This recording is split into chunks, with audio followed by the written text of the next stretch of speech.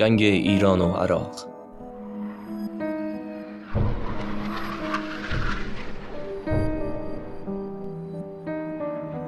جنگی که از 1980 تا 1988 به مدت 8 سال به طول انجامید، بدون پیروزی هر یک از طرفین و بدون هیچ دستاوردی برای دو کشور. جنگی فرسایشی که منجر به کشته شدن 1 میلیون انسان شد. روابط بین دو کشور از زمان جنگ سرد هرگز خوب نبود. در سال 1968 میلادی، حزب بعث عراق به وسیله کودتا بدون خونریزی اقتدار را به دست گرفت. شاه ایران محمد رضا پهلوی با تکیه بر فضای آشفته کشور عراق و با حمایت آمریکا سعی در بازپسگیری اروندرود کرد که آبراه مهمی بود برای صادرات نفت و در سال 1937 طبق قرارداد مرزی به عراق سپرده شده بود. عراق در واکنش سربازهای خود را در بصره مستقر کرد و اعلام کرد رودخانه را برای کشتی‌های ایرانی خواهد بست. در سال 1969 وقتی کشتی بازرگانی ایرانی به همراه کشتی‌های جنگی و جنگنده‌های جت از اروندرود به سمت خلیج فارس عبور کرد، عراق نسبت به این امر هیچ واکنشی نشان نداد. این اتفاق ایران را شجاع‌تر کرد و اعلام داشت که کنترل اروندرود را به دست خواهد گرفت. ایران پس از این حادثه چند جزیره خلیج فارس را تصرف کرد. روابط دیپلماتیک قطع شده در سال 1968 دوباره در 1973 شکل گرفت و نهایتاً در سال 1975 دو کشور در الجزایر قراردادی مبنی بر قبول مرز آبی بر اساس عمیق‌ترین نقطه‌های رودخانه را امضا کردند. طبق این قرارداد رودخانه برای استفاده هر دو کشور باز خواهد بود. در مقابل ایران دست از حمایت کردهای شمال عراق برمی‌دارد و عراق رهبر دینی آیت الله خمینی را بایستی از مرزهای عراق اخراج می‌کرد.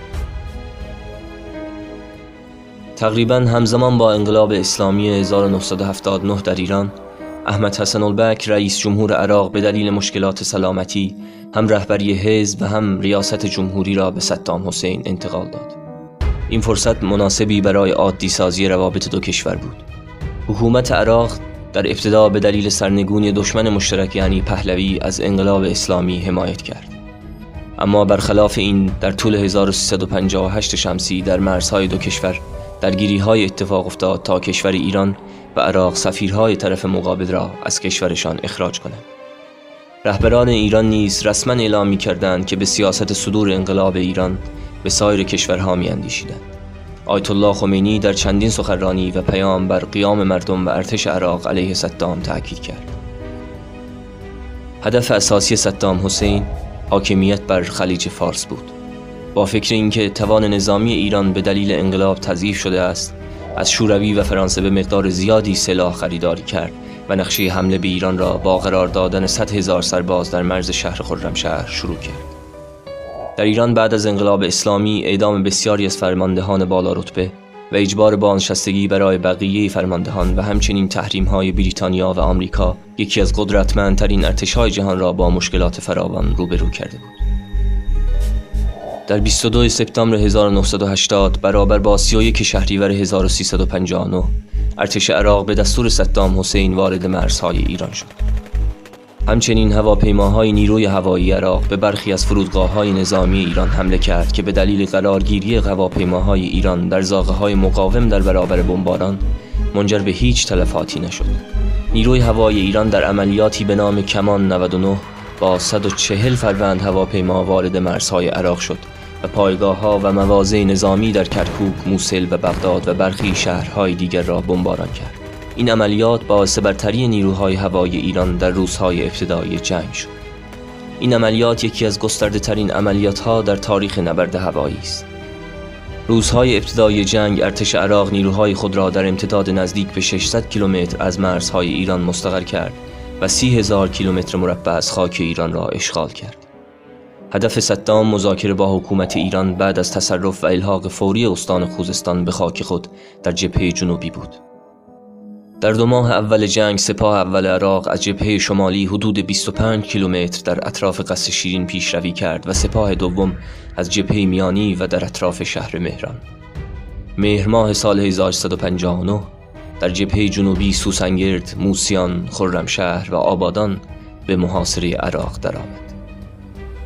نیروهای ایران در مهر ماه 1359 در عملیات پل نادری یک پل شناور 60 تنی بر روی رودخانه کرخه احداث کردند و توانستند نیروهای عراقی را به عقب برانند. صدام حسین برای دور ماندن از حملات هوایی ایران پایگاه‌های هوایی خود را به دورترین نقطه از ایران یعنی شهر انبار انتقال داد. هواپیماهای ایران در یکی از موفق‌ترین حملات هوایی تاریخ بدون هیچ تلفاتی توانستند 48 فروند هواپیمای عراقی را در پایگاه H3 نابود کنند. تا یک سال بعد تغییری در مرزها اتفاق نیفتاد. پس از برکناری ابوالحسن بنی صدر از مقام فرماندهی کل قوا، موفق‌ترین دوره ایران در این جنگ یعنی دوره 8 ماهه با 4 عملیات شروع شد. نیروهای ایرانی 5 مهر ماه 1360 پس از 42 ساعت نبرد موفق به شکستن حصر آبادان شدند. در آذر ماه 1360 طی عملیات طریق القدس، شهر بستان و سوسنگرد نیز آزاد شد که منجر به کشته شدن و زخمی شدن 2500 نیروی عراقی و 6000 نفر از سربازان ایرانی شد. در دوم فروردین 1361 ایران طی عملیات فتح المبین با تلفات بالای انسانی و اسیر گرفتن 15000 و کشته و زخمی شدن 25000 نیروی عراقی پس از 7 روز نبرد سنگین و با پیروزی قاطع باعث عقب نشینی ارتش عراق و بازپسگیری شهرهای شد. در این 3 عملیات ایران نزدیک 200 تانک و عراق نزدیک 400 تانک را از دست دادند. در 3 خرداد 1361 ایران توانست از طریق عملیات بیت المقدس تنها کمتر از 28 ساعت کنترل شهر خرمشهر را به دست بگیرد. تلفات این عملیات 16000 تن برای عراق و 6000 نفر برای ایران بود. در بحبوحه جنگ سوریه با مسدود کردن خط لوله نفتی کرکوک با ایناس به اقتصاد عراق آسیب شدیدی وارد ساخت. عملیات بیت المقدس موجب شد تا کشورهای عرب منطقه به تقویت مالی و نظامی عراق مبادرت ورزند تا عراق را از ورشکستگی نجات دهند. همچنین آمریکا و فرانسه تسلیحات نظامی بسیاری را به عراق ارسال کردند. عراق همچنین از اتحاد جماهیر شوروی و چین تانک دریافت کرد. ایران در قبال نفت از کره شمالی و چین تسلیحات نظامی خریداری می‌کرد. سازمان ملل به خواست صدام به ایران اصرار کرد که آتش بس را بپذیرد، ولی عراق همچنان بر نقض معاهده الجزایر و حق حاکمیت بر اروند رود پافشاری می‌کرد.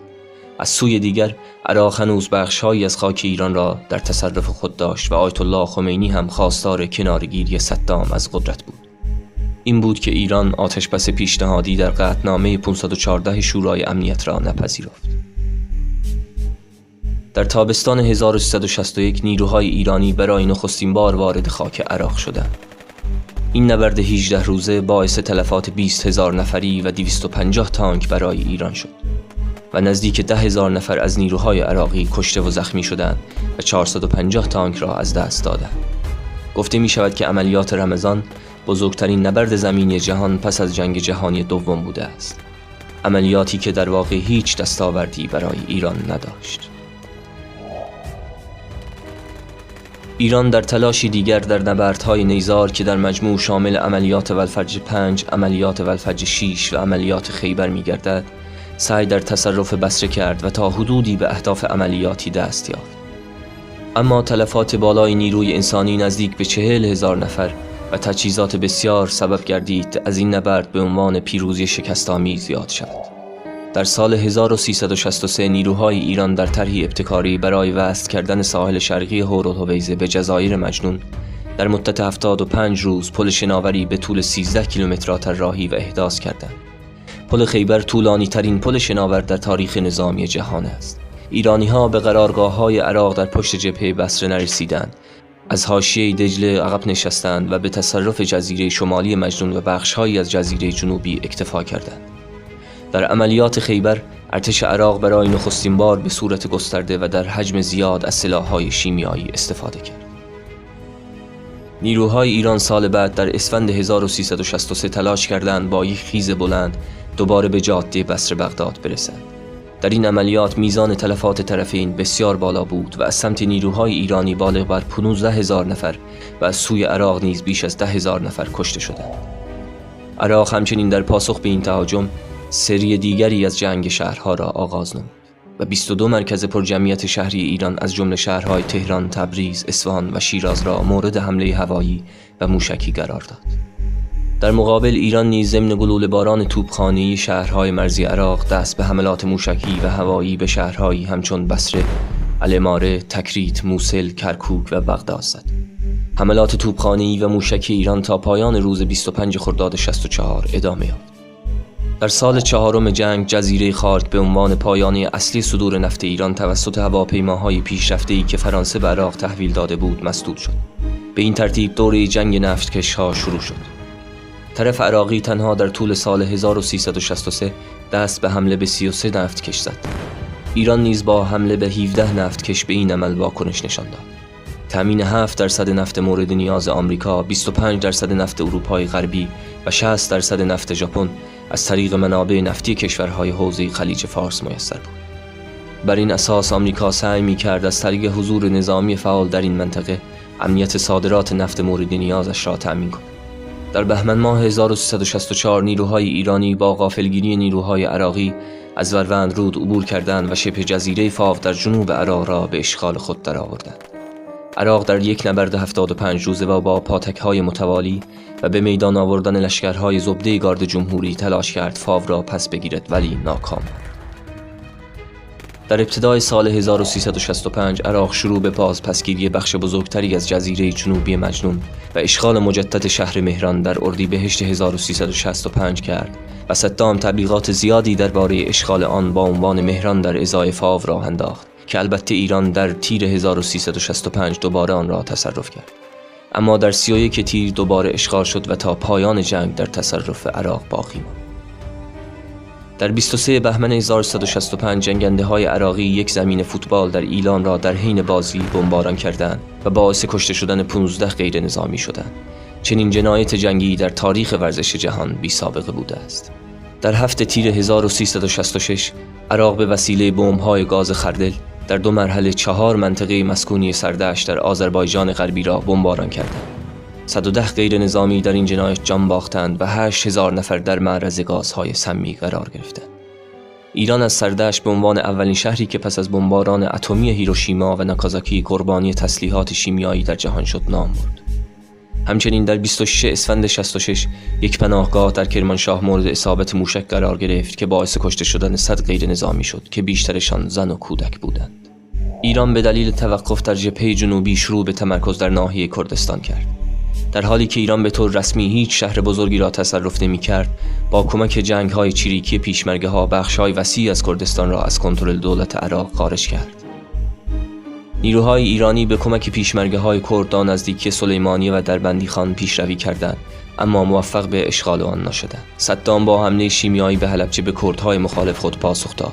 در پی این حمله در 25 اسفند 1366 حدود 5000 تن از مردم حلبچه که عموماً غیر نظامی بودند کشته شدند و 10,000 نفر در معرض گازهای شیمیایی قرار گرفتند.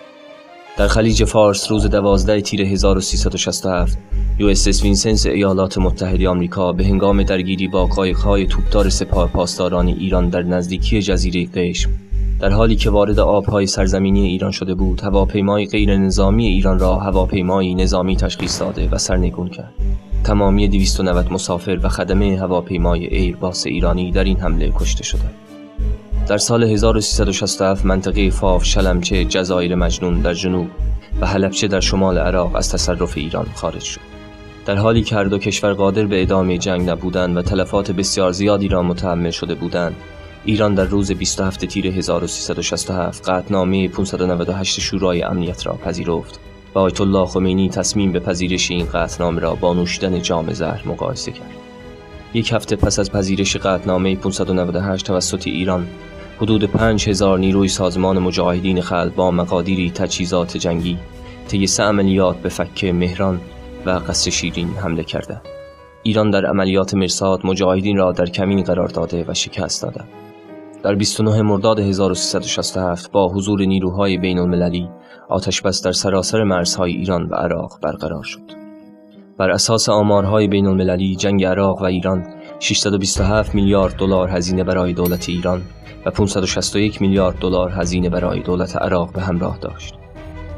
همچنین هزینه بازسازی خرابی‌های ناشی از جنگ برای ایران 644 و برای عراق 452 میلیارد دلار برآورد می‌شد.